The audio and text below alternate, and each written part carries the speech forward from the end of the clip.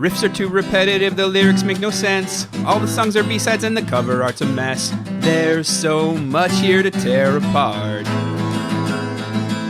Listen to it for a week, now that week has passed. It's Why I Hate This Album podcast with Tim and Garrett. Hello and welcome to another episode of Why I Hate This Album. I am one of your hosts, Garrett Harvey. With me as always, Patrick Watt, Amiibo Jackson, co-host extraordinaire, Timothy Richardson. Tim, how you doing, buddy? I'm feeling pretty good this week, Garrett. Kind of pumped up. Feel like I want to fight somebody. That's not good for anybody. What's got you so fighty? We have been listening to and we'll be discussing Trapt's 2002 album Trapt. This was a suggestion of Dane Helmers, Ben, Shannon, Jill Pickett, and Joy, who, and I think you're really going to enjoy this, is a 4-year-old Labrador Retriever who likes treats and squirrels and has apparently developed the dexterity to request Trapt on Instagram. I got no problem with that whatsoever, as long as that dog has its own device. No sharing devices, people. You need to download the podcast individually, otherwise it doesn't count. You might as well not be a listener, dog. I'm sure, assuming he has his own phone, which I'm sure he does if he's texting, or tweeting, excuse me. If he's on the Twitters, God damn it. I'm curious, Tim, do you hate this album? Oh yeah, Garrett, I loathe this fucking thing. This sucks. Wow. That is a heated response. You're coming out of the gate blazing this week. There will be no getting anywhere. I'm going to start with hate and I'm going to end with hate. What about you, Garrett? Do you hate this album? I hate everything about this. From the music to the lyrics, the entire album taken in totality. I can't remember an album that I disliked from so many different angles in quite some time. I think this is Corey Feldman level and half as long as Corey Feldman. Corey Feldman was fun, Tim. It was grueling. It was 2 discs. It should definitely have been 2 episodes, but it was fun. But there was at least 45 minutes worth of songs that were this boring on it. Was there? There were fun ones. There were some We Are Together. Sure. There were some John Lennon covers, Garrett. Good stuff. But this is Frey-like? Yeah, and not musically, folks, just to make sure we're all tracking what Tim is saying. It is on the same level of dislike, or hate, if you will, as the Fray. I couldn't agree more, Tim. I think the Fray is a good example. I'm trying to think if there's anyone in recent history, maybe even from the year 2020 that we've done, that I even comes close to my disdain for this. I don't even think any of the Lols come close. Maybe Lil Pump. I forgot about that. God, I miss that guy. I thought that was way more fun than this. I guess. I'm curious, is this the first time your Trapt has been trapped? It is not. I have heard Headstrong on the radio. That is all. But I am intimately familiar with the man's tweets, and I will get into those more later. What about you, Garrett? Have you ever trapped before? I know Headstrong, and that is it. And you know what, folks? If that's all you knew or less, congratulations. You didn't waste any time on this terrible, terrible album. So that's your history. That's my history. Before we can understand this album, we need to understand a little bit about the people that made it. So Tim, take us on a journey. Help us understand who is Trapt and how did they create Trapt? Like all good bands and all good friends, the original members of Trapt met in middle school. Do you remember all the middle school friends you have that you were really glad you still see frequently? Middle school friends that you depend on for your income? I can't name a single person I knew in middle school that I've spoken to in the last 15 years. Well, I guess you and Trapt don't have that in common. The rest of us, Garrett, still hang out with our middle school friends. I don't think that's true. Listeners, write in. Do you hang out with people from middle school? Those of you in high school, please do not write in. Right. They started a middle school NoFX cover band, which, to be fair, better band. I was going to say, who didn't? Then they decided that they were good enough to write their own music and not rely on old NoFX standards like Put Your Chocolate in My Peanut Butter, I Live in a Cake, On the Rag, Gono Herpes Syphil AIDS, Hobophobic, and then in parentheses, Scared of Bums, and Marijuana. Don't smoke marijuana. Don't smoke heroin, don't inject marijuana. I'm going to be honest, Tim, I didn't get that last one until you said it like that. Right. I was picturing some sort of hair-laced marijuana. That's why, like homophobic scared of bums, they should have put heroin/marijuana so that the dullards would get it. Well, I assume it's spelled like heroin, not hair. Anywho, the band was formed with Chris Taylor Brown, who, to avoid confusion with Los Angeles Dodgers shortstop Chris Taylor, I will be referring to from here on in as Chris Brown. Well, hold on now. I feel like that's a little confusing. I don't see why. Because of famed R&B and rapist and woman beater Chris Brown? Yeah, this is a different guy, though. This is the guy from Trapt, you see. Sure, but for some reason you think that's less confusing than the other Chris Taylor Brown? No, this guy is Chris Taylor Brown, who we will be calling Chris Brown. Mm-hmm. The shortstop is Chris Taylor, so I want that Taylor in there. Why would anyone get confused? No, wait, though, because you keep the Brown and the Taylor, the CTB. Right. Chris Brown's on lead vocals, Simon Ormandy's on guitar, Pete Sherrill is on bass, and David Steege is on drums. Now, they began playing around Los Gatos, California in 1997 while still in high school, and people really liked them for some reason. In 1998, still in high school, they opened for Papa Roach. See episode 46 of this show. We did Papa Roach? We did do Papa Roach. Did we like it? I think so, yeah. They recorded an album called Amalgamation in 1999, and that was sold exclusively at those early shows, and then they released a self-titled EP demo thing in 2001. Now, those demos were good enough to get them a record deal with Warner Brothers. They kicked their drummist out and replaced him first with Robin Diaz. And obviously, for those of you listening, Robin Diaz is Garrett's third favorite Trapt drummist. Do you want to run down them or shall I? Oh, please. Aaron Montgomery, sometimes known as Monty Montgomery. I assume that's why he's your favorite. Then there's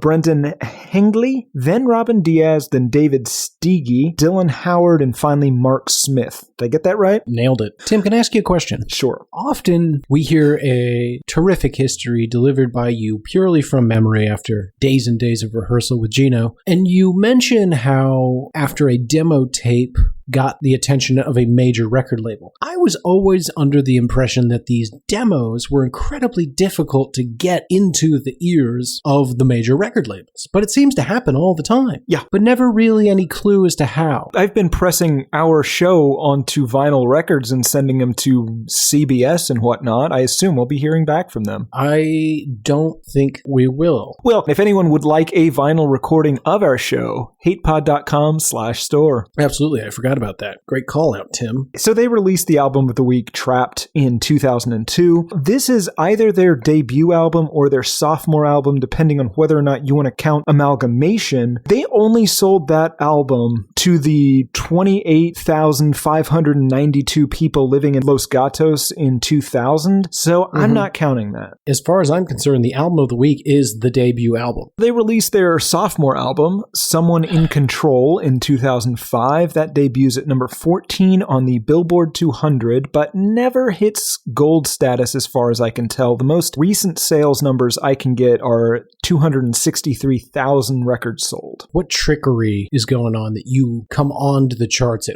14, but you still can't sell enough to get a gold record? People bought this album and they're like, I want more of Trapt because this album is something I'm into. And then they get Someone in Control 3 years later and they're like, oh, this is bad. And they tell all their friends, don't buy this. I see. So there was the initial wave and then word of mouth snuffed out that flame. Yes. Okay. The boys of Trapt were politely asked to leave Warner Brothers Recording Company Productions LLC after that, but they continued releasing albums. They released Trapt Live in 2007 on 11-7 Records, home of Motley Crue's later work, and then they released Only Through the Pain in 2008. They toured with Motley Crue's Crue Fest and Buck Cherry, see PP-sode number 7 for more of those crazy bitches, and of course, Papa Roach. Their next album was 2010. It was called No Apologies, which is going to become a theme for Chris Brown's life. In 2013, they released Reborn. 2016, they released DNA, and that was their first album to not even make it to the top 100 on the Billboard charts. It sold a good 4,500 copies the week of release.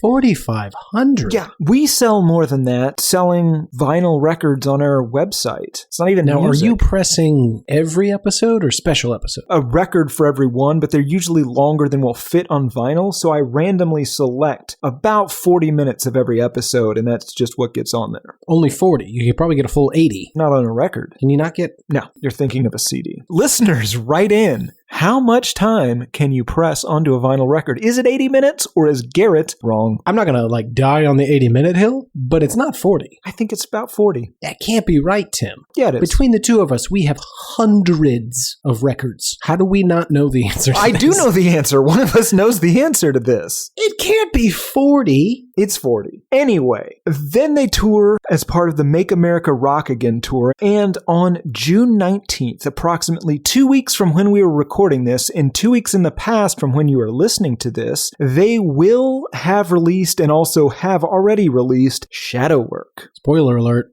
it's bad. But Garrett, that's just part of the story, because lead singer and giant cuntface Chris Brown has access to social media, mostly under the full band's name. Yeah, it's unfortunate for those other fellas. He has some thoughts that really just don't translate well into song form, but need to get out there. I think I can say, without even hearing a word yet, Tim, we are not saying this. Right. And also trigger warning. Probably. And also, Tim did preface this segment with cunt face. We do not think well of this man. All right, Tim, go ahead. In 2015, the band's official Facebook account posted way too many messages yelling at people about keeping up the Kardashians existing, which then spiraled into an argument about fair use law and a homophobic rant, because of course it did. I'm not going to read any from that because they don't make a lot of sense, and you have to read like 17 of them to get the thread. But 2017, Chris Brown repeatedly defended Trump's firing of FBI Director James Comey for some reason, and then repeatedly defended moving toward dystopia, saying, "I'm good with America. I got the president I wanted, and the Constitution, misspelled, is safe for the time being. I could give a fuck what the rest of the world thinks of the US. Go live in Europe, you commie bastard. LOL." I kind of like it with the LOL, to be honest. The leadership says they're going to cut my taxes and protect my country's borders. That's all I need, bud. You couldn't insult me if it would save your parents' lives. I'm not just saying you are a chubster. More than that, Miss Piggy. I can imagine you are very thirsty, Miss Piggy. Oink, oink. That's no way to talk about former Secretary of State Janet Reno.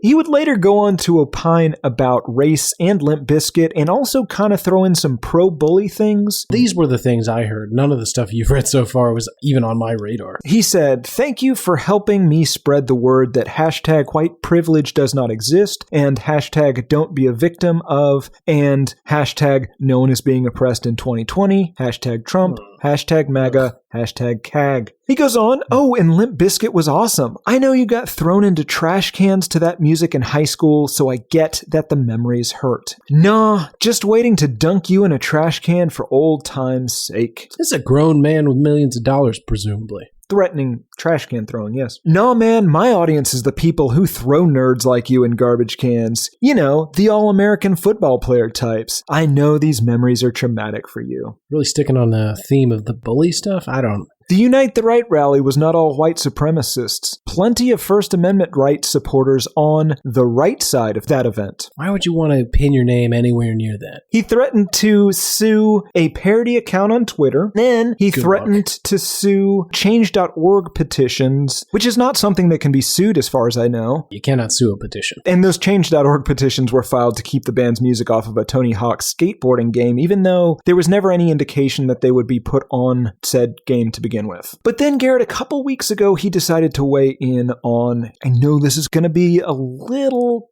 controversial, but he decided to weigh in on the murder of George Floyd. Tim, do we even want to be associated with his comments on this issue? Probably not. Wow. Okay, you know what? I think we're going to do a socially responsible thing here. No, Garrett, I apologize. I'm still going to read them, but I'm saying we don't want to be associated with these. My mistake. Some of you intolerant liberals are insane, especially the ones in bands. The guy refused to get in a cop car. It took 4 cops to subdue the guy. Dude was partially responsible for his death. The one cop was mostly responsible, and a jury will decide what happens to him. We don't have even the time. But I mean, you know what? Let's boil it down to one thing. Cops don't get to kill people. Let's boil it down to this. They called paramedics before the knee. Floyd resisted hard. No excuse. The guy is totally responsible for his death. Jesus Christ. He's not, though. Yes. Jesus. Garrett, I've got one more because I think this is a direct challenge to you. Okay. If I have to fight and shed blood, every single Trump supporter should be watching. I am fighting for you. Let's do this. I am so ready.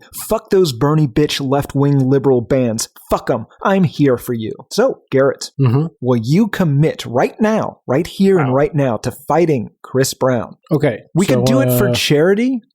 I assume he would be donating any winnings to some sort of 1932 German political cause. You could donate it to something else. Yeah, like hungry kids. Seems like a good thing. But okay, let me back the truck up for a minute, Tim. I got to say two things. First one, I'm not sure exactly how that statement is a direct affront to me. Seems to imply that I am both a communist and a supporter of Bernie Sanders, two things I have never stated to be true. Did I miss something? No, he wants to fight people. I see. For control of the world, right? I think so. That was the tone I got. I think if he wins, Donald Trump gets to be commander of the world. I don't think it works that way, but in the interest of time, let me address the real question at hand. Will I commit right now to fighting Chris Brown? And to be super clear, we're talking about the lead singer of Trapt and not the terrifying Chris Brown. He is in great shape and has a history of punching people. Right, and also not Chris Taylor, the LA Dodgers shortstop. No, I got no beef with Taylor. Right, that's why we changed the name. Still unclear to me why we had to do that. Of course, I'll commit to that right here on the show right now. I mean, he will respond to this, though, Garrett, because he, I'm sure, has a Google alert or something that will notify him that somebody on the internet doesn't like him. He was writing, I think he posted 900 tweets in 48 hours at some point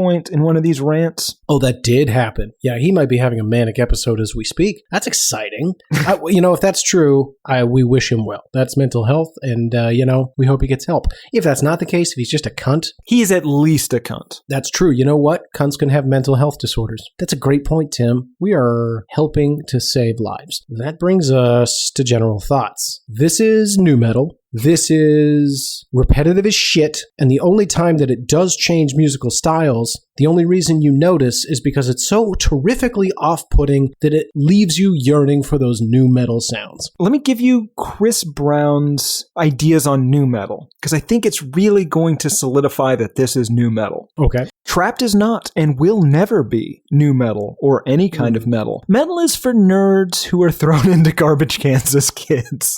So let's call them nu metal, right? Even if they're not, doesn't matter. They are. But even if they're not, nu metal. What does he think they are? He claims Korn, Papa Roach, Tool, Pink Floyd, Pearl Jam, and Genesis as influence. So, nu metal. Nu metal. Yeah.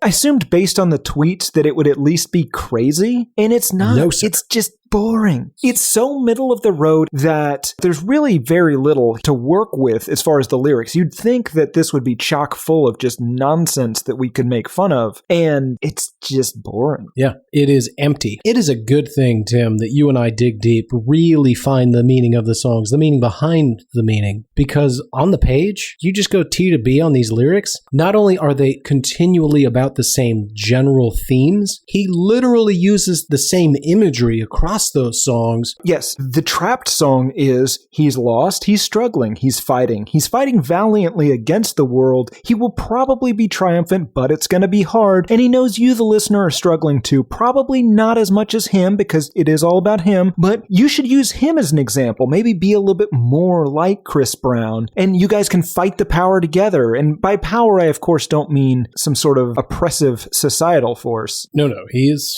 all about that. This is an album that for the first time in a long time, I struggled to understand from song to song when he was speaking about himself, to potentially a woman or romantic partner, or to the world? Question mark? Yeah, there's a lot of vague therapy talk kind of metaphors on here. There's a lot of building walls and tearing down walls and emotional walls and actual walls, and there's a lot of being lost. Well, yeah, those walls can be put together in a series of almost random hallways that many people know of as a maze. Lyrically, this album is almost devoid of any content whatsoever.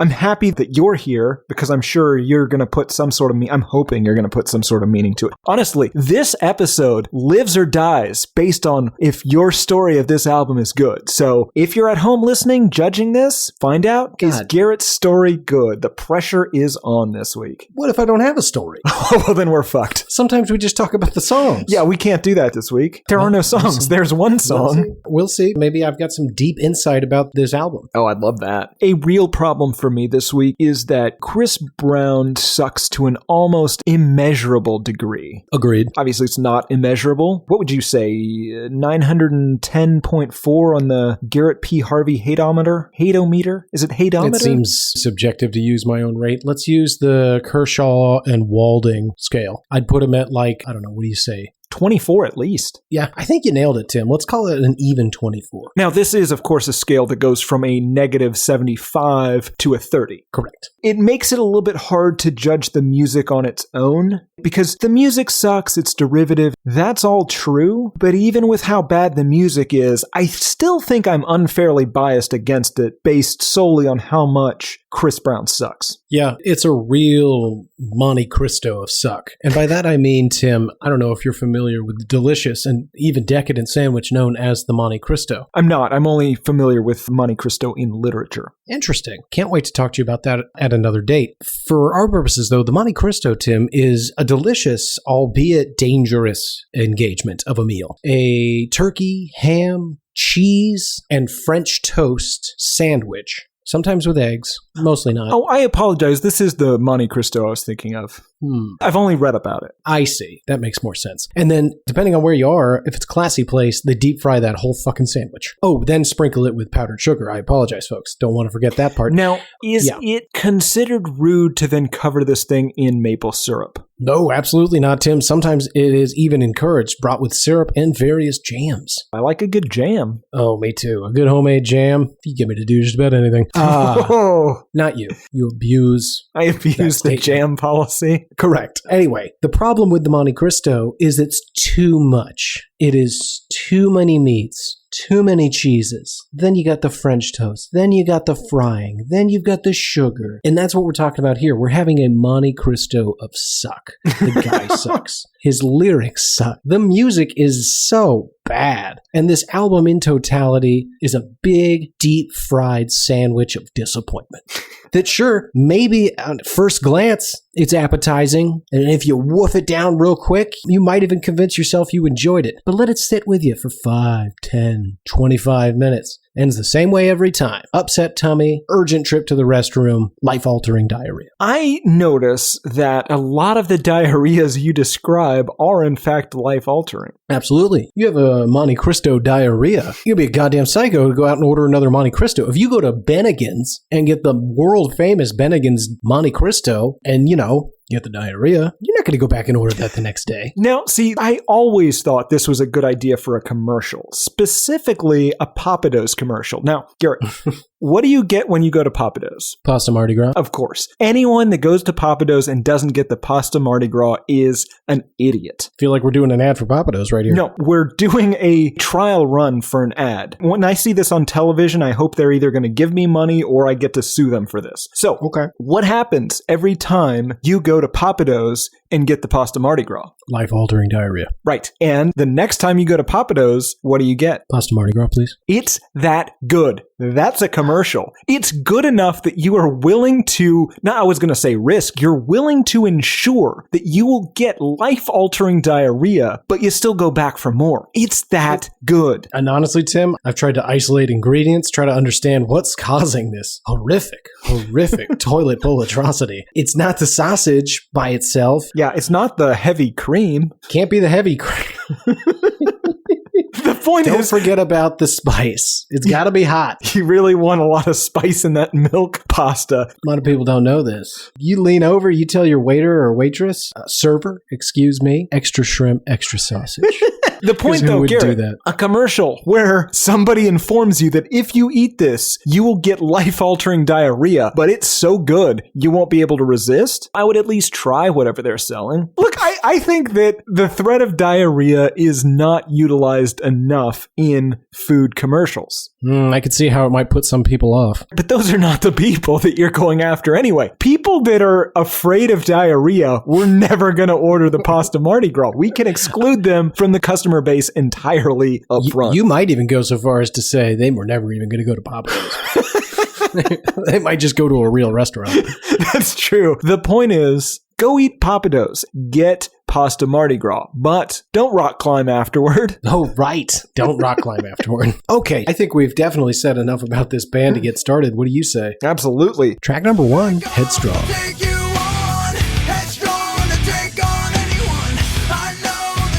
This is almost certainly the only song anyone would possibly know from the Trapt guys, right? Right. Musically and thematically, I think this takes a lot from Linkin Park, and a lot of this album is really derivative of nu metal bands that had happened from like 99 to 2002. It's just a bunch of buzzsaw guitars, white guys rapping and yelling. The rapping is particularly bad, and sometimes it's yell rappy. Yeah, it's funny. I never really called it rap, but you're right. It is kind of rappy, isn't it? That's the way to say it. It's not rap, but it's kind of rappy. Lyrically, this appears to be about being a stubborn jackass who will blindly insist that he is right no matter what. Explain yourself. The lyrics for this song all sound like he's describing what's going through his mind in a Twitter argument. Back off, I'll take you on. Headstrong, I'll take on anyone. I know that you are wrong. Headstrong, we're headstrong. I know that you are wrong, and this is not where you belong. I can't give everything away. I won't give everything away. It comes off with this triumphant and heroic tone, but again, it's just kind of the guy has kind of been proven wrong very early in an argument and just keeps making the same stupid statements over and over, refusing to admit it. Right, as though that's a new argument. Am I off base here, Tim? I was under the impression that headstrong was an insult.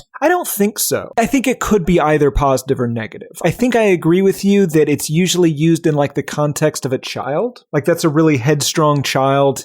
Child's kind of a dick. I went so far as to look it up to see if I was just wrong. And the first word in the definition said stubborn, at least in the one I looked up. So I was like, I could see how that might be good, but most people don't see it as a good thing. Sure. I want to know, what is he fighting her about? I'm not even sure it's a her. I assumed that he was maybe breaking up with somebody, maybe? I don't think so. Okay, so this is society? I think it's just how he sees every interaction with everyone he comes across. Verse 2, conclusions manifest. Your first impressions got to be your very best. That doesn't really apply if this is like a girlfriend or something. I see you're full of shit, and that's all right. That's how you play. I guess you get through every night. Well, now that's over. This to me sounds like somebody who's trying to make poetry out of a Twitter argument. You've read a considerable amount of this song. I at least understood the back off, I'll take you on, headstrong to take on anyone. Okay, he's at least in a confrontation and he will not back down from it. I get that. I have no idea who we're talking about. Maybe it's just anyone. I don't understand what the confrontation is. Maybe it's quite literally anything. Well, I think that based on the fact that he is willing to argue with 900 people online at once, it might be anyone. Kind of adds up with reality.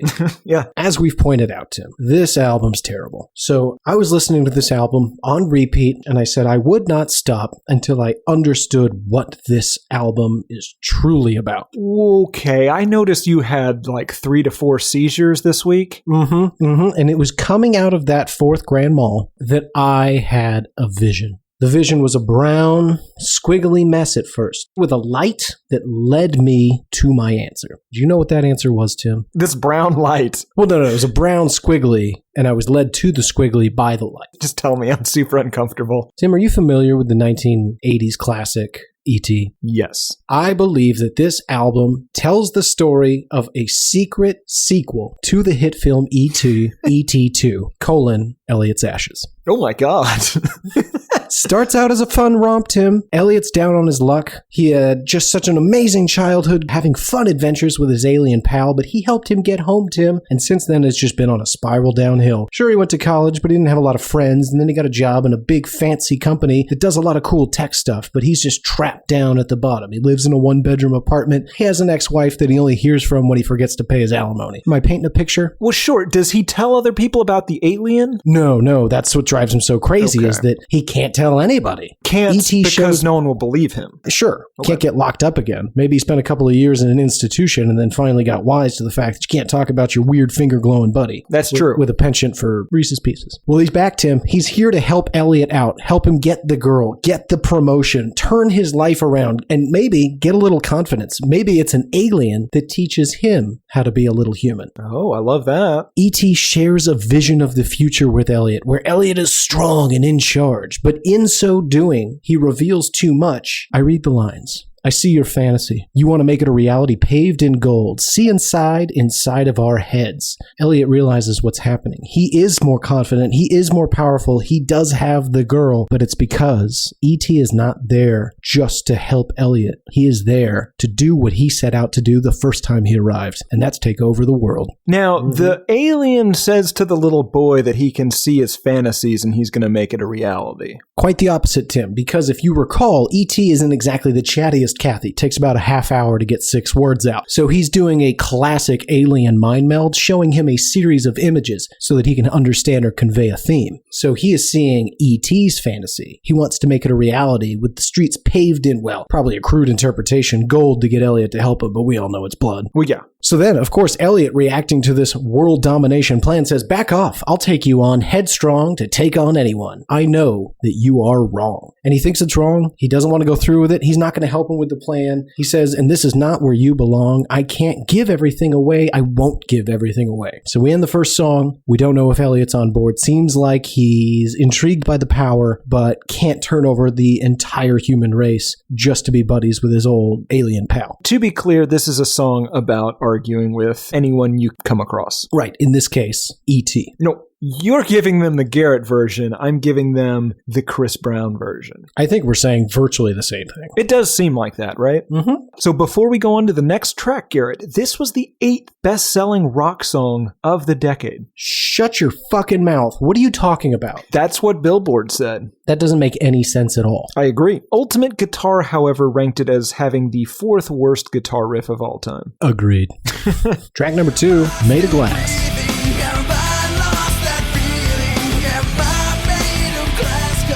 This feels like therapy to me. Okay, I can get on board with that. It opens a much slower. You got kind of a whiny, we'll call it singing voice. Yeah, it could take years to find you. It could take years to find myself. And I don't need to hear your answer. I just need you to see that I think it's time to break down these walls that we throw up. Okay, so he's going to be breaking down some emotional walls to find other people, really through finding himself. See, I assume this was a woman. He wants to break down the walls between the two of them. Again, I think he's talking to everyone. The walls that humanity you know what? I throws can't up. fight you on this. No one can, because it doesn't mean anything. Completely opaque. Yes, I can understand why you think that he is talking to a woman in this. I think the woman, though, is his psychiatrist or psychologist. He says, am I still breathing? Have I lost that feeling? Am I made of glass? Because you see right through me. I don't know who I am, and you're the only one that sees that. He's complimenting his therapist, saying she is the only one that can see into him. That doesn't sound right. I mean, no, I think you are right, but the way you said it just doesn't sound right. See his insides, then. See through him. See the parts that he keeps hidden on the inside of his body, physically. That's better.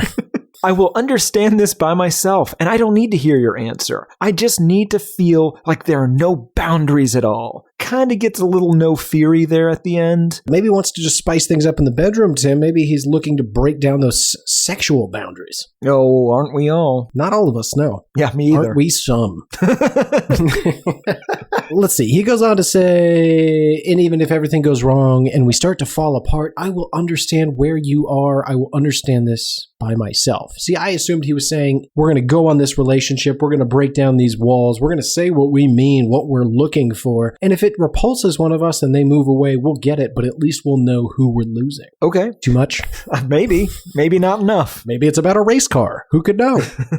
Maybe he's considering a big move, but he doesn't want to have to find a new therapist. Because he says, how far we have come. Too far to throw away the past. Will you be there waiting for me? Maybe he's concerned about going out to tour on this album because the therapist won't be coming with him. And he's worried that if he comes back, she won't be there anymore. Interesting. Yeah, she'll have moved on to a new patient because he doesn't understand how therapists work. Hey, Tim, he doesn't understand how a lot of stuff works. That's true. Will we ever feel this good again? Will we ever feel this real again? Will you ever be mine again? Will we ever feel this real again? That's what makes me think maybe romantic. Or, hey, maybe he's banging his psychiatrist. Oh, classic move. Yeah, why I hate this album pro tip, do not engage in sexual relations with your therapist, and if you're a therapist, up to you. You're really the one making the rules. Yeah, you're kind of in charge. If you are banging your therapist, demand a discount. Sure. Well, I mean, otherwise you're kind of a prostitute. I guess she's the prostitute. Well, yeah, maybe you should pay her extra. If you're in the middle of coitus and she's giving you tips on how to manage your life. Oh yeah, then every minute of that hour counts. However, Tim, if she seems to be thoroughly enjoying the sex, or we have everything under the sun here. Well, no, actually, that's untrue. We want to be inclusive, but all therapists are in fact women. I don't know if that checks out. Gino, Google that for us. Are all therapists women? He's nodding. I don't think he typed anything. Well, he's nodding. And he's smiling. Oh, he gave us a thumbs up. All right. Okay, he has no idea what we asked. Yeah. Anyway. So yeah, all therapists are women. We'll assume it until I'm proven otherwise. Yeah, so I think it's appropriate, though, that provided you are pleasing the therapist, I think a discount is appropriate. Well, are you also being pleased? Well, it's intercourse, Tim. How could it not be? So it's sort of a null transaction there. Normal price. I don't know. I still feel like I would ask for a discount. Yeah, but you are always overestimating the pleasure you are giving during the sexual act. I've noticed. I doubt it. We live in the same room, Garrett. I know you tell me to face the wall, but sometimes I got to get up and get some water. Yeah, seems pretty frequent. Pretty easy to predict when you need that water. God damn it. And I do not overestimate how much my sexual actions please others. I accurately estimate it, and then I overdeliver. Maybe. Anyway, would you like to hear what this song's actually about? Sure. E.T. can see Elliot is not on board, and he tells him that he can do it alone, but if they do, all that getting the girl and the self-confidence and having all those fun adventures like they used to have, that might be kind of tough. You know, once you start an alien invasion, that's hard to get back in touch. He says, it could take years to find you. It could take years to find myself. I don't need to hear your answer. So he doesn't need to hear right now. He wants Elliot to know if he still wants to be his friend after the invasion, that's totally cool. It's just things are going to be a little different. He says, and how far have we come? Too far to throw away the past? Will you be there waiting for me? I have to do this, buddy. I've got to take over your species. So you can help me or not. That's fine. I'm just saying, if you help me out, I can help you out. We can have those classic Elliot E.T. adventures. And then, of course, he laments at the very end and really lays on the guilt. Will we ever feel this good again? Will we ever feel this real again? E.T.'s back in town. You might have, after 20, 30 years, started to think you were crazy. Maybe this whole thing didn't happen. You didn't help some alien escape the FBI. He's back in town. Maybe they go to Dave & Buster's, throw him in a wacky outfit. They play some shuffleboard, have some beers, just like the old times. And then he's like, hey man, you don't have to help out. I'm just saying, like, it's going to be hard to keep in touch once the death begins. I agree. I think the problem is, for the two of them, it would only get better once humanity has fallen under this horrific alien invasion because they had to hide their friendship the first time around. They had to hide their weird interspecies connection, love even. If the aliens invade, I don't know what species he is, we'll call them ETs. If the ETs invade, they don't have to hide anymore because the government's dismantled, his family's dead. No one's going to stop them from being together. Oh, sure. I mean, that's what E.T.'s hoping on. That's what he's trying to sell him for. Here's the problem. Okay. What if it then happens in reverse? Now, E.T. is having to hide Elliot from his government. Oh, yeah, absolutely. There's no guarantee, Tim, that just because you are a human sympathizer that helped to foster the invasion, that you're in any way guaranteed either a power position as a human E.T. liaison or even to survive. They may eat your skull. And this is the problem with interspecies friendships. One of you's always the pet. You can't be equal. I don't know about that. What about the hippo and that bird? Well, I think the bird is clearly the hippo's pet. I don't know. The bird lives on a living, breathing island of never-ending food where it does nothing but have to hang out all day. But that hippo could just eat that bird anytime he wanted to. Could he, though? Yeah, oh yeah. Have you seen those teeth? Oh, sure. He's got the teeth for it. But can he? I mean, I'd like to see you bite something off the back of your head. No, Garrett, you don't. It is horrifying. Ugh. Track number 3, Hollow Man. All the time you laugh, you wait, you cry. This is presumably a song about 2000's Paul Verhoeven directed Kevin Bacon, Elizabeth Shue vehicle Hollow Man. That's what I assumed. All right. Rack number 4.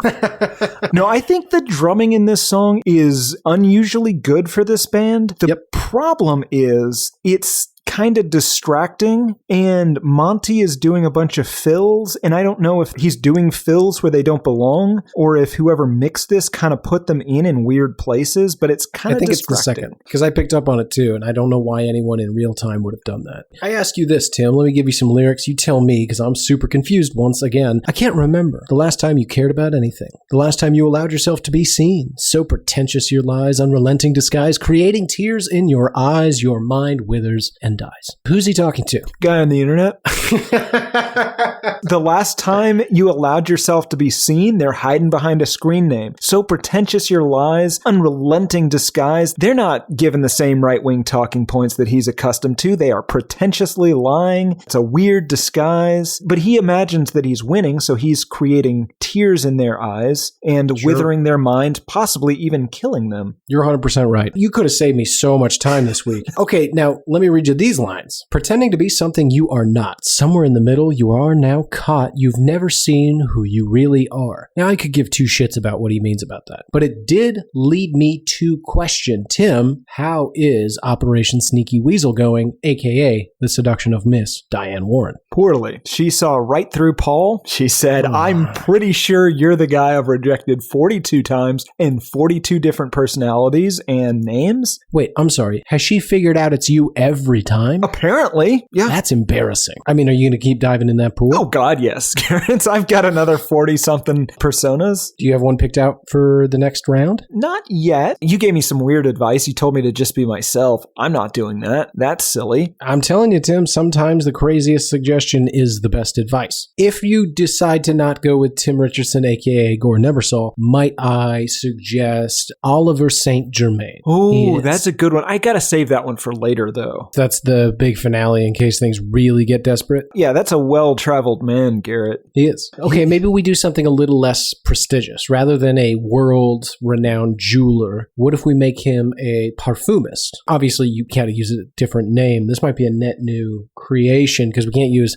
Oliver St. Germain. Obviously, you've got all the passports and such associated with that. What would a parfumist do? A eau de toilette maker? I mean, I travel internationally. I get stopped at a lot of airports because my suitcase contains nothing but over 3-ounce containers of liquid. And they're all ambergris? Oh, yeah. No, I do whale. No, you're a whaler. Yeah. Not you, obviously. No, the persona. I've never We killed need a whale. name here, Tim. How is your French accent? Poor. Okay. But I can speak flawless French, so maybe it just sounds uniquely American. Oh no, when I'm speaking French, the accent is perfect. I just can't do a French accent and speak English. So perhaps I just only speak in French. Maybe she speaks French, or maybe she finds the French language sexy. Okay, so we can come up with a French name and you'll handle the rest from there, speaking flawless French to support it. Yes. Might I suggest François La Petite Bonnet? I'll be that guy. You might want to see the spelling. No, because you're French, you see. When I'm speaking in French, I will say it in French, but I mean... You just don't want to embarrass yourself with a poor French accent. Yes. Well, I mean, given that François is the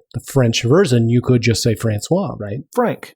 Tim, are you going to be able to support this persona? Because I've come up with some top-notch work here. François La Petite Bonnet. Yeah. Okay, rest is in your hands. Let's hope that you are able to seduce that old lady. Diane Warren, know that this is all in good fun. We are here to support you, and if necessary, I will live the rest of my life in pursuit of that goal. Tim will marry and live with you till the day you die. He's got 20 years. Yeah, I'm not doing anything. Recording a dumb podcast. I can move in.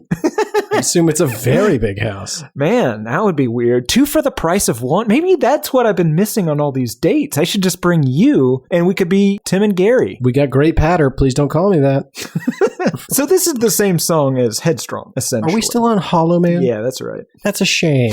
He does end this by screaming, "Where's your sanity? Where's your sanity? Where's your sanity?" It almost turns into a borderline J-Devil growl singing, and he even yells "go" a couple of times like the J-Devil does. Go! Here's what I think is actually going on. All these lyrics are meant for a single person. Everything in here has very specific meaning. It's just so specific that it's not relatable to a general audience. There is one lady named Miranda in Michigan that is feeling very attacked by this album, and it is very insightful, and it made her cry. I like it. Miranda in Michigan. All right, Tim, do you want to know what's happening in E.T. 2, Elliot's Ashes? Sure. Allow me to read the lines. I can't remember the last time you cared about anything. The last time you allowed yourself to be seen. So pretentious your lies, unrelenting disguise, creating tears in your eyes, your mind withers and dies. Here's my thinking. Seeing that the guilt trip didn't work, E.T.'s changing tacks. He's insulting him. You're overweight. You're lazy. You've done nothing with your life. I don't remember the last time you actually gave a shit about anything. You got excited because you got the high score on Tekken at Dave & Buster's. Get it together, pal. I'm giving you the opportunity to become world leader, and you're going to lie about and worry that it's going to be too hard? Let's get it together, Elliot. Let's get those fingers glowing. And then, of course, the song continues. No part of your life is true. All the time, your life passes you by. You're doing nothing with it. You're just wasting it. He is the Hollow Man. He cannot live like this. So, E.T. coming in straight, coming in hard, letting him know, bitch, you need to help me overthrow the human race and conquer Earth. Yep, that's probably what it's about. Well, they didn't make the movie, but this might be what the songs are about. Oh, no, absolutely. Garrett, I am in agreement with you. I think that he wrote an album about screenplay. Sequel to E.T. written by Garrett Harvey 20 years later. This is the genius of Wizard of Oz. They wrote a movie to a soundtrack that would not exist for like 30 years. It's brilliant. Steven Spielberg wrote the sequel E.T. 2, Elliot's Ashes. Did not make the movie after the studio got cold feet for being incredibly edgy. They shredded it and burned it. And of course, Trapt was at the time tapped to potentially make the soundtrack. They went ahead with the soundtrack, Tim being enthralled with the script, and this is the secret way of them to tell the story without getting sued by Amblin Entertainment. Okay. Yep, makes a lot more sense now, right? Sure does. Track number 4, These Walls. Can't escape walking down these halls. Hard to find a place where they're right. This starts off a lot softer. Almost like a Cyndi Lauper song. Sure, but that doesn't last for very long. Something's missing, left behind. Search in circles every time I try. I've been here before. I've seen you before. He's lost, right? Yeah, he's always lost. Maybe he has like a neurodegenerative disease. Mementoitis? Yeah, or Alzheimer's. That's much sadder. Well, What is sort of. Alzheimer's when you get it very young? Typically, people don't get it when they're 30 unless they have Down syndrome. God. Okay. Let's Yeah. just... Well, I'm just yeah, going to it's- take a different tack. You've got an now extra entirely. chromosome 21, Garrett. That's where APP lives. Never mind. I can't make any jokes about any of this anymore. For the love of God. So I don't know. He just seems to be wandering in circles. Allow me. I can't escape walking down these halls. Hard to find a place where there are no walls and no lines begging me to cross. Only straight ahead. We got the halls, we got the walls. We know he's in a maze. Great. The part I'm interested in is, and no lines begging me to cross. Does he mean that he's not tempted by others for him to either begin fighting or cheating on his lady or drugs? Maybe. Honestly, a lot of these songs sound like they were written to be played over like the end credits of early 2000s superhero movies, like the original X-Men or Spider-Man.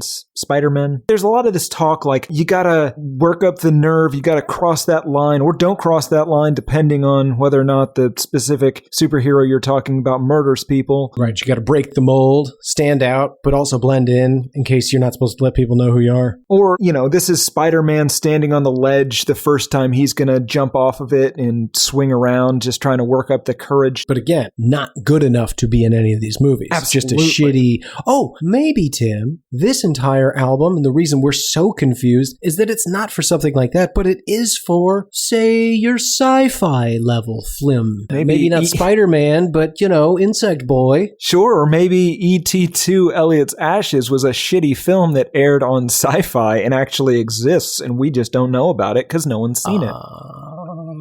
First of all, no, not a shitty film. I'll burn you so badly with chemicals for saying that. Yep, that's a perma burn. Trademark copyright Garrett Harvey. That's right.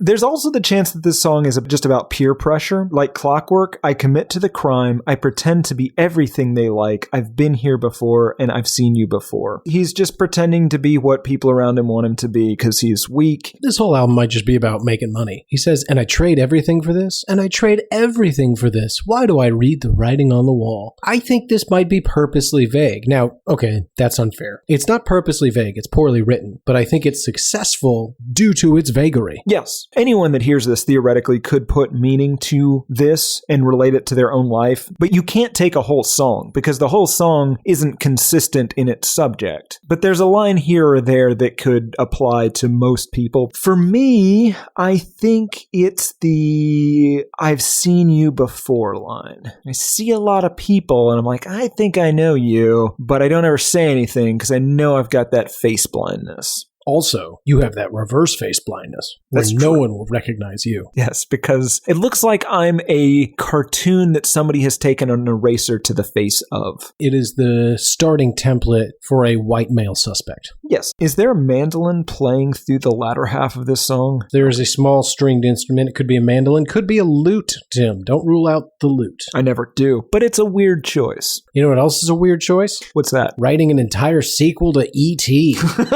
But I did it. Allow me to read. I can't escape walking down these halls. Hard to find a place where there are no walls and no lines begging me to cross. Now, Tim, as I mentioned at the opening of this episode, Elliot does work at a big tech company. Big tech companies often have contracts with government agencies susceptible to computer viruses implanted in what I call reverse Independence Day, where the virus comes from the alien shutting down the global defense systems and allowing the invasion to begin. Okay. Elliot can't escape it. He's walking down these halls. He's been bullied into becoming a somebody by assisting in the revolution, an alien revolution. And he's walking down the halls. He puts that USB stick into the server and kicks things off. He contemplates whether these actions are worth it, he says, and I trade everything for this. Why do I read the writing on the wall? He's worried already. As he does it, Tim, is looking towards the future, concerned that he's made the wrong choice. I'm curious, would you assist E.T. or would you save humanity by bashing that brown little smudge with a hammer? I am all too willing to pledge my allegiance to alien, computer, robot, Bolivian overlords. Anyone, really. Bolivia. If they're here and they're asking me for support, you know what? I'm not going to do a lot of helping, but yeah, I'll help. I was going to say Bolivians, right in.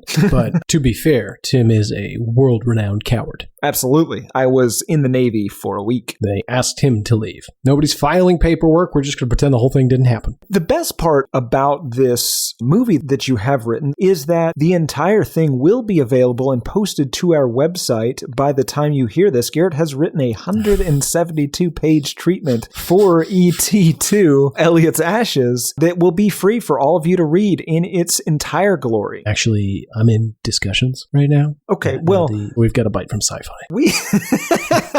That sounds right. We'll redact some of it. Don't worry. But all 172 pages will be up there so that you can see that they are done. That it's definitely real. That's right. 172. Yes. Page a minute. Yep. 172 minutes. Yeah. There's a lot to this film, Garrett. We're only 4 That's songs true. in. We got to keep going. Track number 5, Still Afraid. Please help me 'cause I'm breaking down.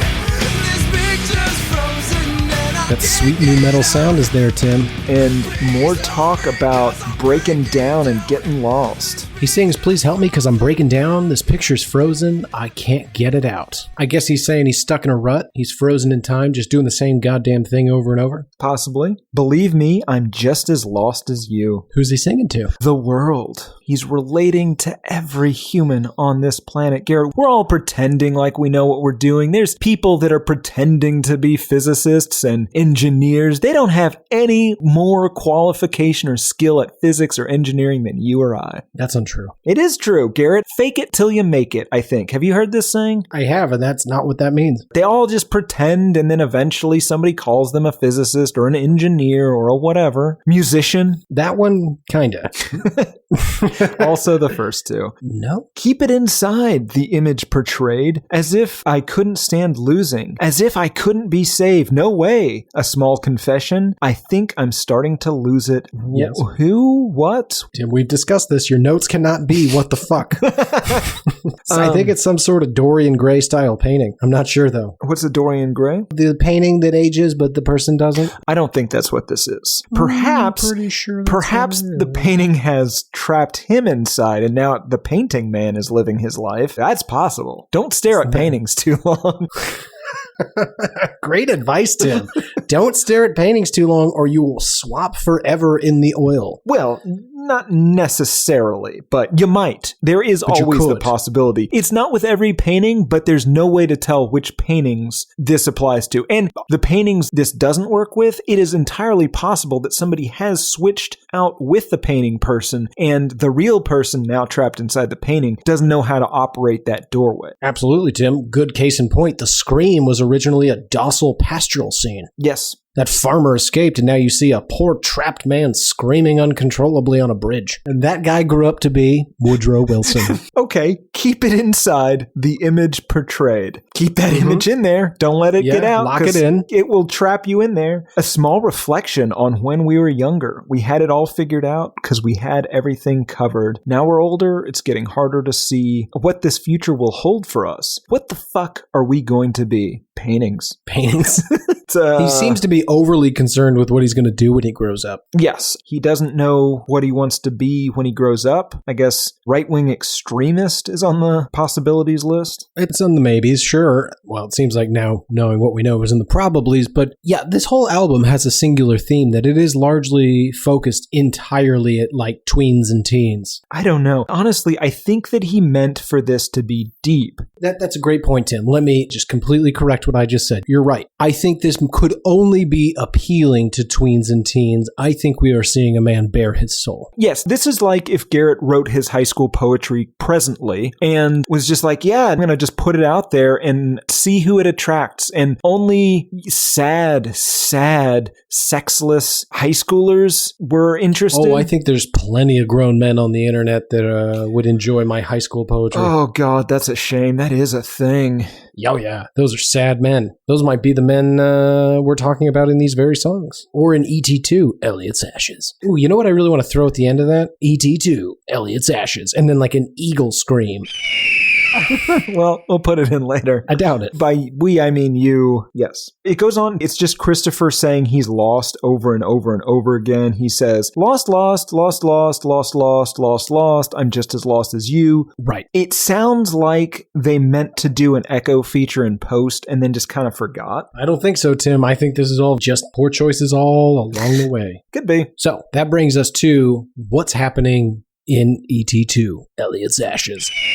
The song goes, "Please help me because I'm breaking down. This picture's frozen and I can't get it out of here. Believe me, I'm just as lost as you." Elliot has learned E.T. isn't there necessarily at the orders of his home species. He has, as it turns out, been a pariah since he returned that first time. He was supposed to conquer the human species in that heartwarming tale that we saw with the Reese's Pieces and the glowing finger and such. When he phoned home, Tim, the original plan was to conquer the world, but there was too much heat. There was supposed to be a sneak attack. So now E.T. is back to try to reclaim. Now, I don't know if you know this, Tim, an E.T. lives considerably longer than you and I do. Oh, I knew that. Oh, Excuse me, I didn't realize that you were such an etiologist. So, in this song, you find out that E.T. doesn't necessarily have all the answers, and Elliot might have hitched his wagon to somebody that isn't going to be able to provide all of the great power and success that he was promised. But it's too late, Tim. He's implanted that virus.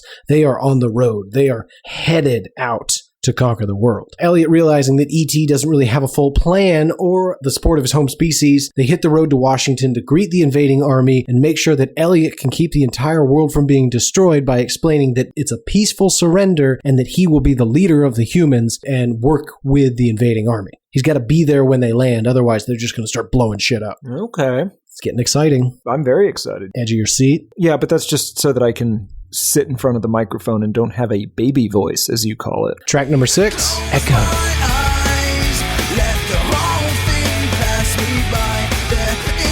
I feel like I hit the I just couldn't care point right about this song real hard. That says a lot. I mean, usually we get this in like the last 3 songs where we're just, let's fucking be done with this. Less than halfway through, I do not care. That's an appropriate reaction. Yep. Only a mental patient would spend any time analyzing these lyrics. Well, this is yet another song about a grown man threatening to run away. I think it might be about a one-night stand. But he says, close my eyes, let the whole thing pass me by. Oh my God, it's his first sexual experience being a one-night stand, and he's real scared. Close my eyes. Hold on, are you saying it's his first sexual experience ever? Yes. Or it's his first one-night stand? Both. Okay. Close my eyes, let the whole thing pass me by. There is no time to waste asking why. I'll run away with you by my side. I need to let go of this pride. There you go. Nailed it. This song is about losing one's virginity, or as you call it, your flower, and doing so in a one-night stand where you're nervous, you don't know the other person, it's supposed to be a magical moment of trust and awakening, and instead he closes his eyes tight and just hopes the whole thing ends as quickly as possible. But he enjoyed himself, so at the end of it, he says, I'll run away with you by my side. He's already saying, this is the one for me. Oh, he's 44 years old, Tim. He finally had his first sexual intercourse. He's going to fall in love with whoever allowed him to do that to them. And so he's going to, I don't know, attempt to run away with this person, possibly propose marriage, possibly kidnap this person. He says, I think about your face and how I fall into your eyes, that outline that I trace around the one that I call mine. Yee. Yeah, new metal does not mix with love songs. No, it just kind of comes off as an abduction metal. Yeah, I assume that's why Limp Bizkit was singing about breaking things. And cookies. Cookies and nookies. Yeah, which is, the least sexual word in the English language. That's true, but conversely, it is the most sexual of desserts. And I know you're going to say flan, American desserts. Thank you. It's just so light. Yeah, this is a great dessert, and of course it's sexier than a cookie, but I'm not going to go to a Spanish restaurant on a date, Garrett. I don't have that kind of money.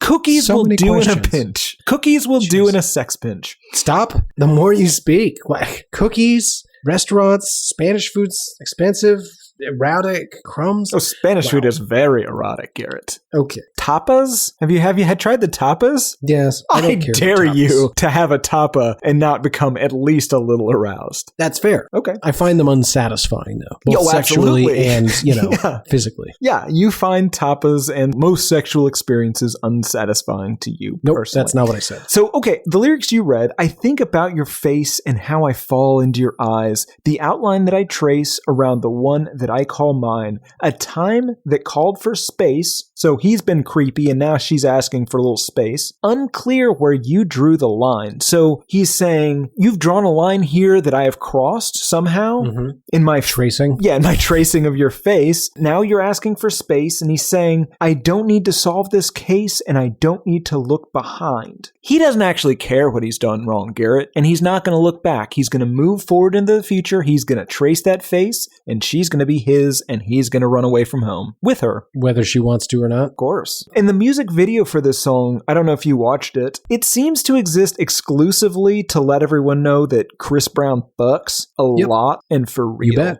Super hot ladies all the time. You don't know him, but that doesn't mean that he paid them to be in this video. They're around Not at all the all. time. So you're not around all the time, so you wouldn't know if they're around when you're not. But to be clear, they are. That's exactly what I took from it, Tim. On to more important things. What's happening in this movie? Close my eyes, let the whole thing pass me by. There is no time to waste asking why. I'll run away with you by my side. Doesn't matter if he doesn't have a full plan. They've kicked this baby off. The wick is burning, so they start heading to DC to begin the hostile alien takeover of all of mankind, so that Elliot can claim his place as Lacostier, world leader, at the side of E.T., head of all E.T.s that are also called E.T.s. They use the word E.T. as all of their names? I think they're all named E.T., and then their species is E.T.s. What if they're all named something different, but they all have the initials E.T.? So there's like an Elliot Todd, an Edward Travis. Yeah, but probably more alien-y, like Azort Tossel. Well, yeah, of course, you're going to run out of E and T names at some point that make sense to us, and you'd have to go with that. Great point. Even though Elliot's agreed to help him, it has not come without a cost. He begins to fester a resentment because before he figured out that E.T. didn't have the full plan, he gave Elliot the impression that it was all good. He could risk his entire life betraying his own species to take over the world, when in reality, things are not exactly as he seemed. They sing. Some things you can't erase, no matter how hard you try. An exit to escape is all there is left to find. Elliot might be looking to ditch him, still headed towards the capital to greet our new alien overlords, but might be leaving. Track number 7, The Game.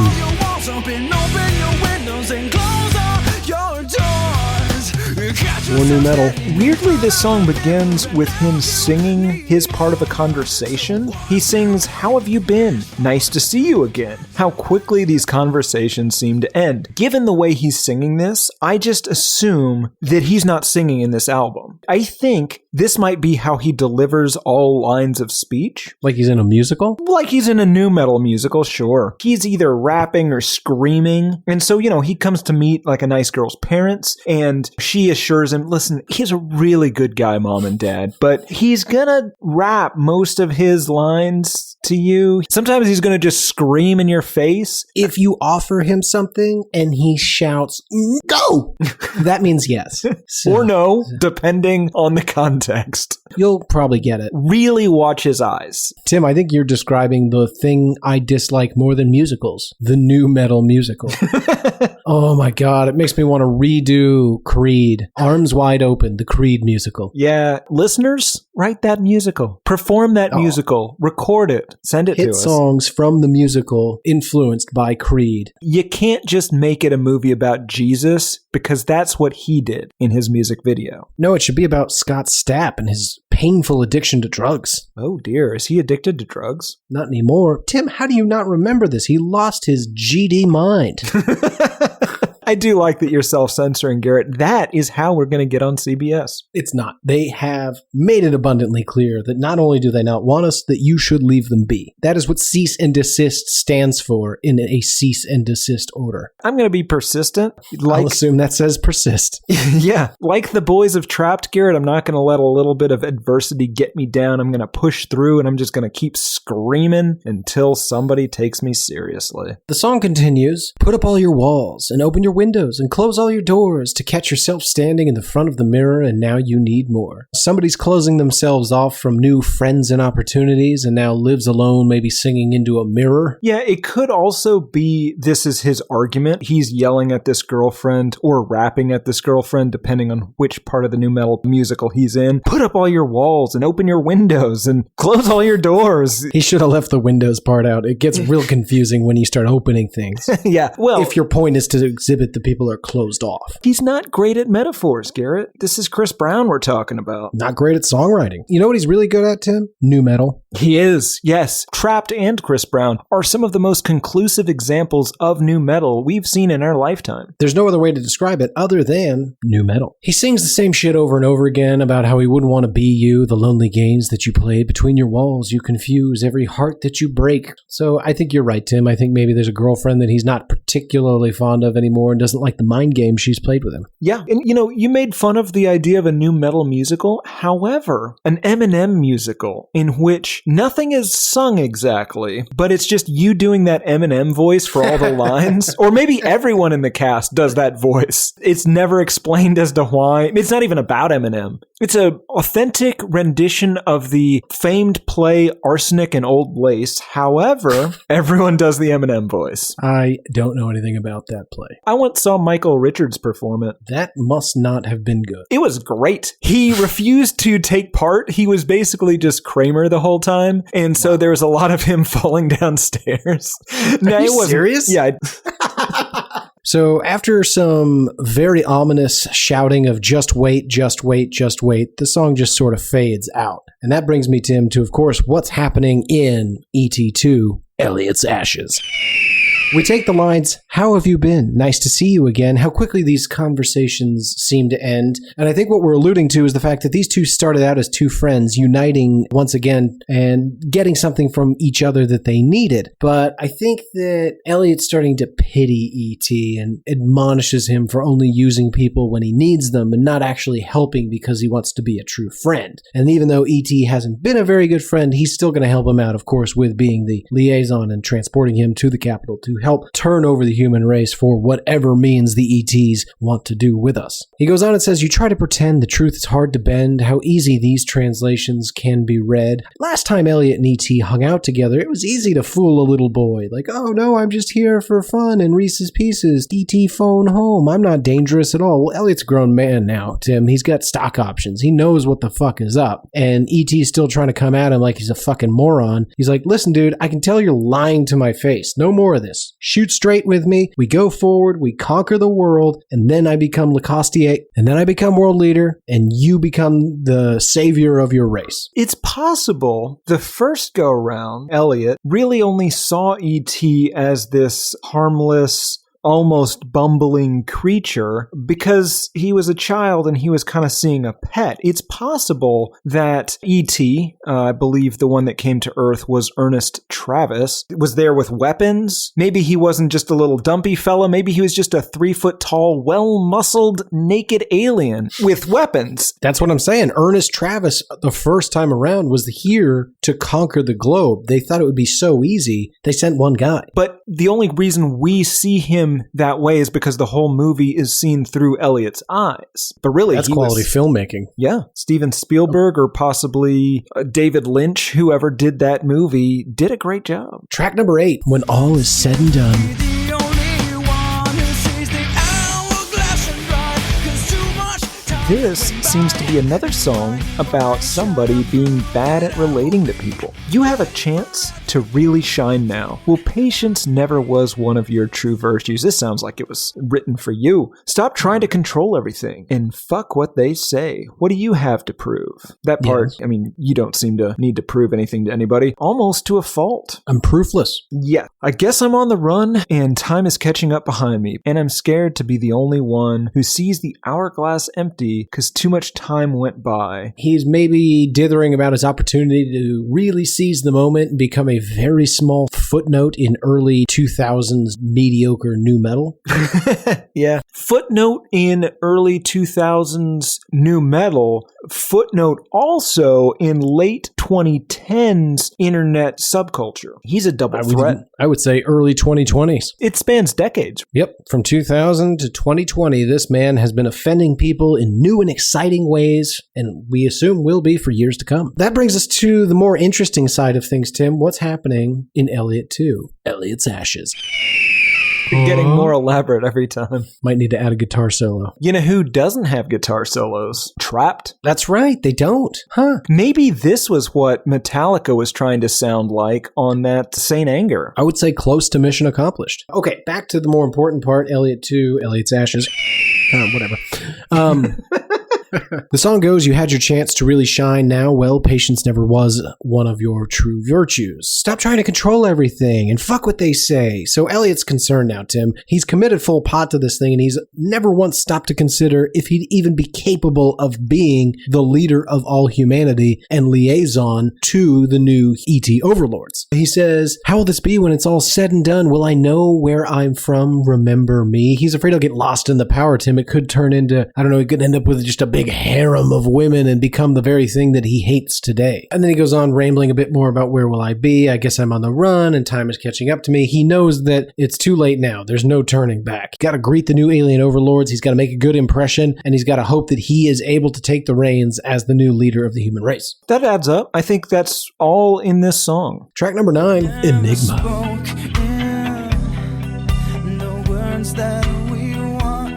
I was so excited, Garrett. We have soul bleeding. I'm sorry, what? We have soul bleeding. We have not had souls bleed since Stain. I guess they did have a bloody soul, didn't they? Hey, I'm pleading. My soul is bleeding. I don't want to be left alone. Not when I'm right next to you. What are you thinking? It's so misleading. Is it not for me to know? I think it's just hard for you to show. I think that there's actually nothing wrong with this relationship other than his incessant neediness to know what you thinking. Is there something wrong? Did I make you sad? Can I get you some fruit, some cottage cheese maybe? Don't leave me. That is the only way to get somebody to stay with you. This inability to understand the other person on an emotional level that I think has been present for 9 songs now. And now we've gotten to a song called Enigma. This is where we get to the place he really admits, I can't understand what you're thinking. I don't understand a lot of the facial expressions that you're making. And this is the royal you. This is all of humanity.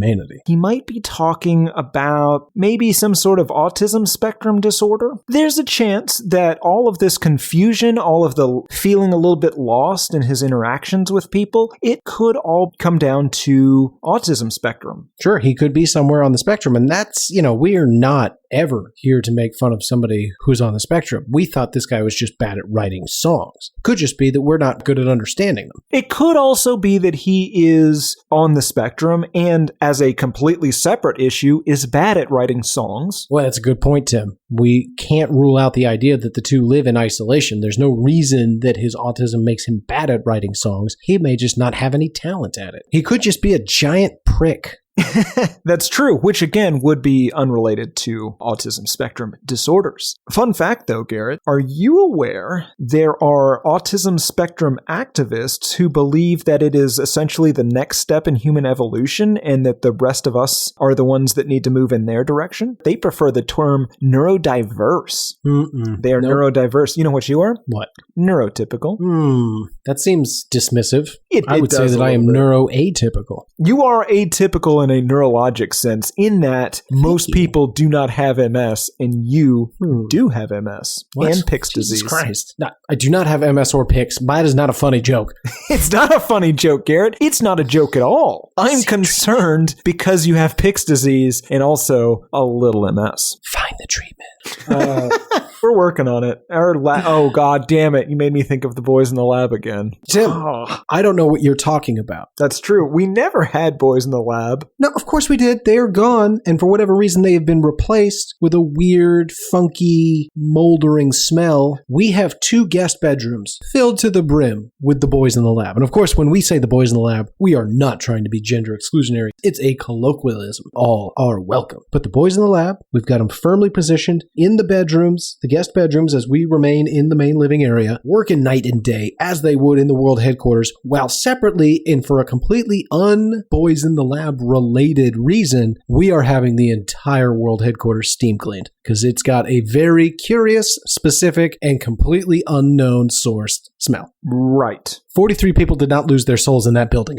I agree. We can say for certain 43 people did not. 52 people certainly didn't die for any reasons that we would be legally liable at all in that building, which you own legally. Sometimes it's also called neurodivergent. I'm fine with being willing to use different terminology. I don't mind. I'm here to be amenable. But I don't love the idea of making one sound cooler. Sure. Calling me neurotypical seems dismissive and possibly an insult, Tim. Okay. So they can be Tread lightly. So, okay, we'll call them neurodiverse and we'll call you neurolacostier. Thank you. That feels like you might be placating me, but I like it. Let's talk about this movie, Tim. Elliot has invested everything. He's on his way to DC with E.T., and he wants to know that when the invasion begins, they know what to do. But the more he asks for details, the less he learns. The song says, do we know how to get the message across? We turn the lights off to find the way out. No time to get through to grasp what we lost. Don't turn the lights off and leave me in the dark. So he keeps probing. He's trying to understand what exactly is the plan here, E.T., when the other E.T.s come here. What'd you say his name was again? Ernest Travis, I believe. Ernest Travis, that's right. So he's saying, Ernest Travis, when the other guys get here, what do we do? Do we just turn everything off and then they come in peacefully? Like, he's not giving him a lot of details. The song continues, what are you thinking? It's so misleading. I don't want to be left alone. He's worried that he's being used again, Tim. E.T.'s a classic user. Ernest Travis is a user. He could be just taking him to DC. As soon as the aliens come in, it's just like, I don't know this fucking human. Peace out, bitch. He's getting those cold feet. He's worried that he's going to get double-crossed by this pseudo-friend of his. Okay. That all completely, again, is within this song. Now, I will say I'm getting a little nervous because we're coming to the end of these songs, and I noticed the title of this movie is Ernest Travis 2, Elliot's Ashes. Just correct. Throwing that out there. Track number 10, Stories.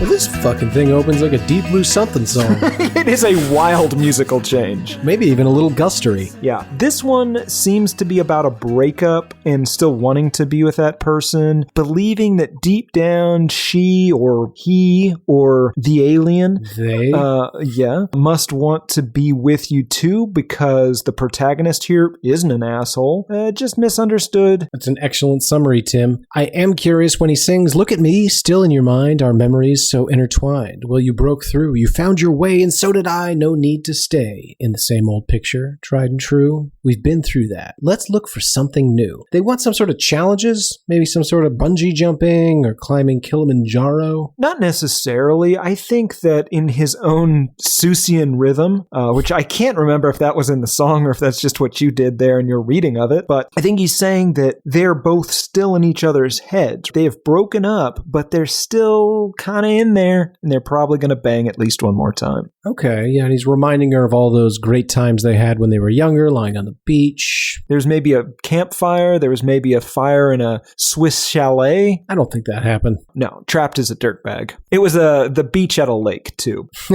That's not the same. Let's get to the doo-doo-da-das, can we? Absolutely. So, I mean, there's a shit ton of doo-doo-da-das. I didn't write them down. I don't remember how it goes. What I do remember is at the end of the doo-doo-da-das, as if feeling a little bit embarrassed, he balances it out with a James Hetfield, yeah!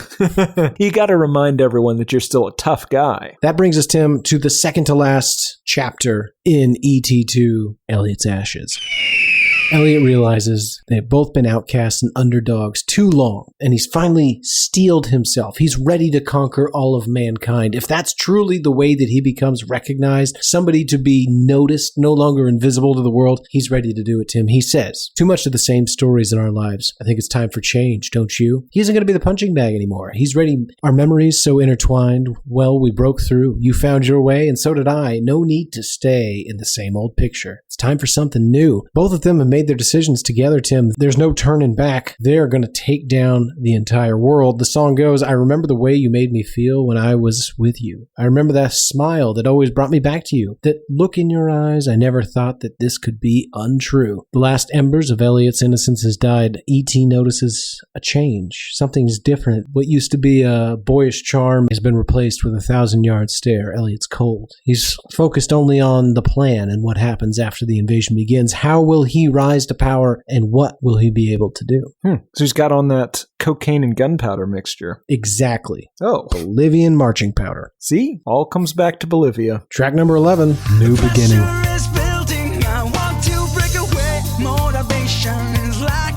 This kind of feels like a continuation of the last song. Christopher really wants him or her back, and he or she should want it too, according to him. But he's getting desperate. He says, name your price. I would give anything. I would give anything. I want to start over again. What do I want? I have nothing to say. Whatever it is, I want it today. Tim, you may have summed up the whole album right there.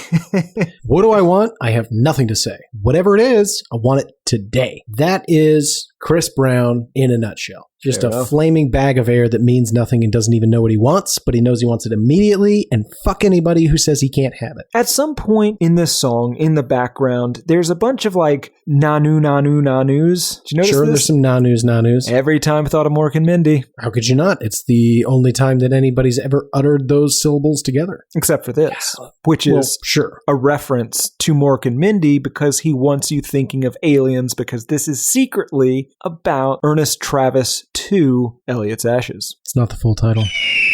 I hate this bit.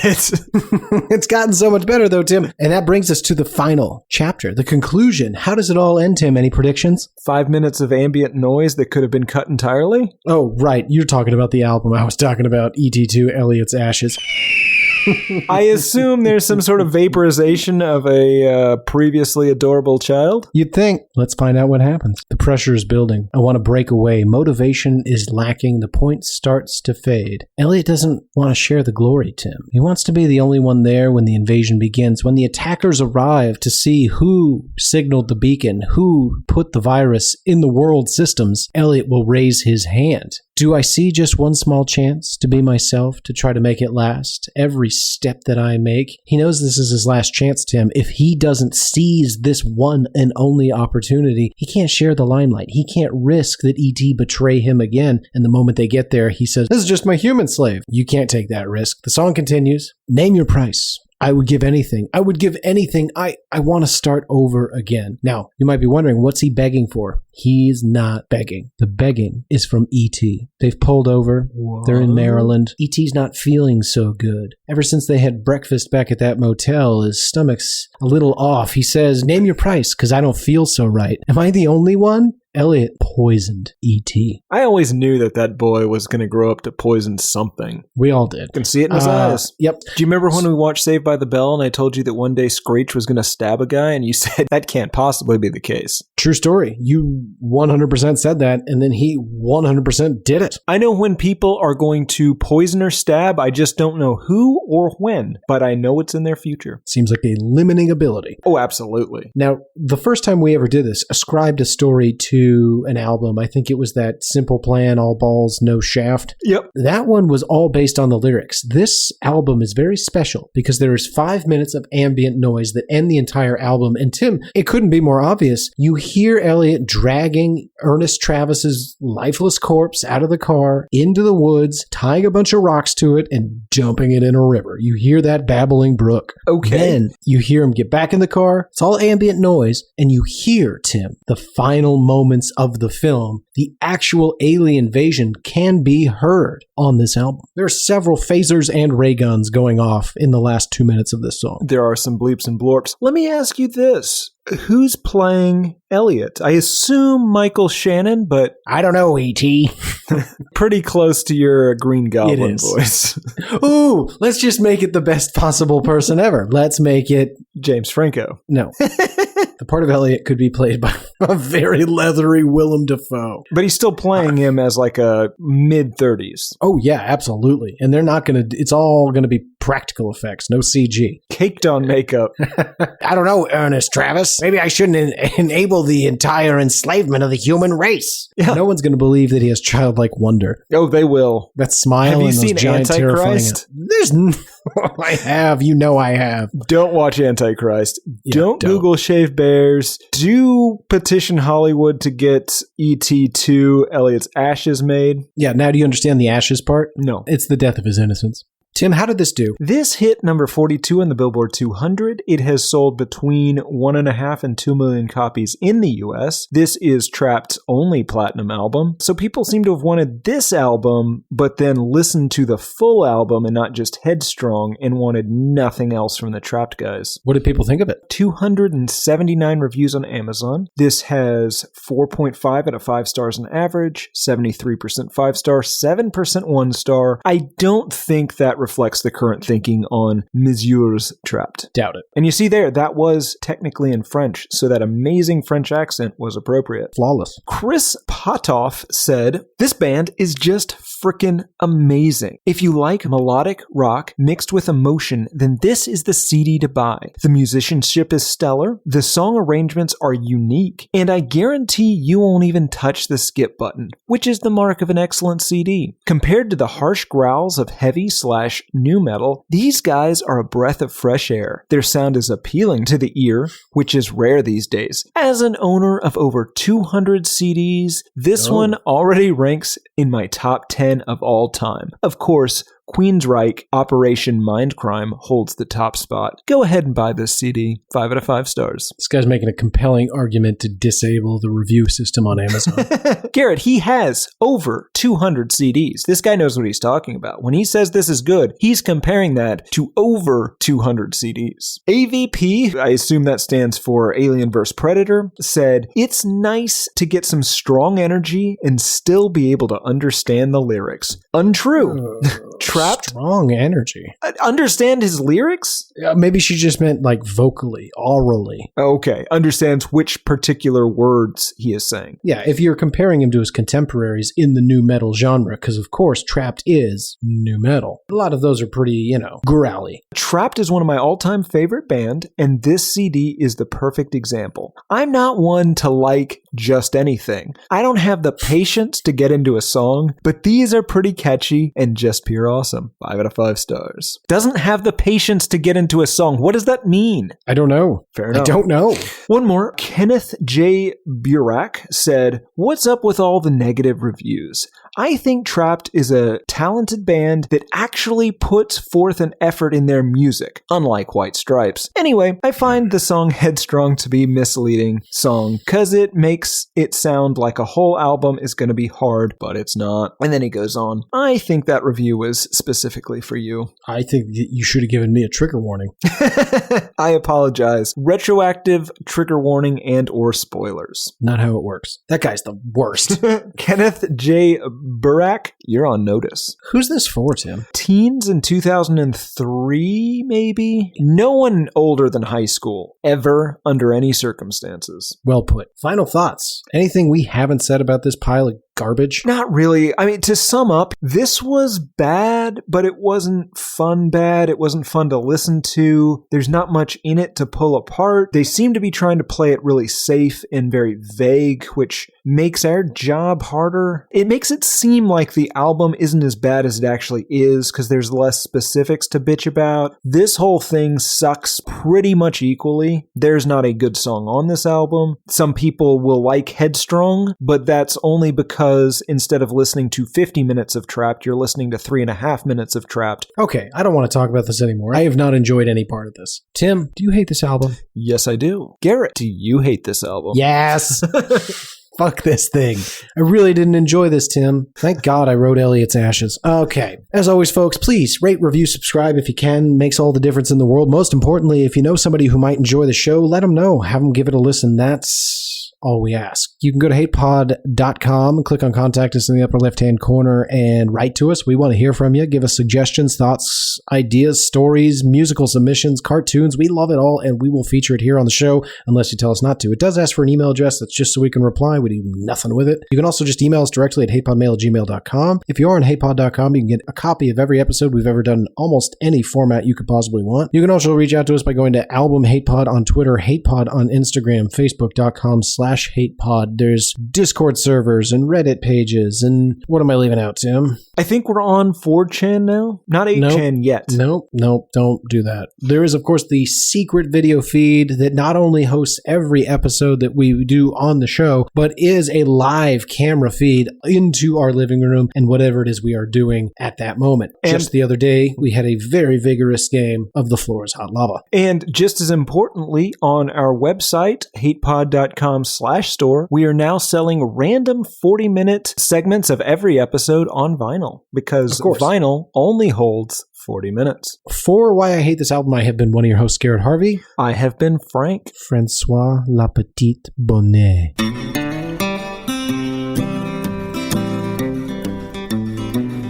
There's cowboys running through my dreams. Nothing's quite the way it seems. I joined the Navy, got kicked out in a week. My facial features aren't distinct. Try to find some meaning in these songs. The genius is a genius, got it wrong. No, it's a lobster murder sex thing. It's the bleaching of the rear. A full assault on both your ears. The riffs are too repetitive. The lyrics make no sense. All the songs are B-sides. The cover art's a mess. Listen to it for a week. Now that week has passed. It's the Why I Hate This Album podcast with Tim and Gary.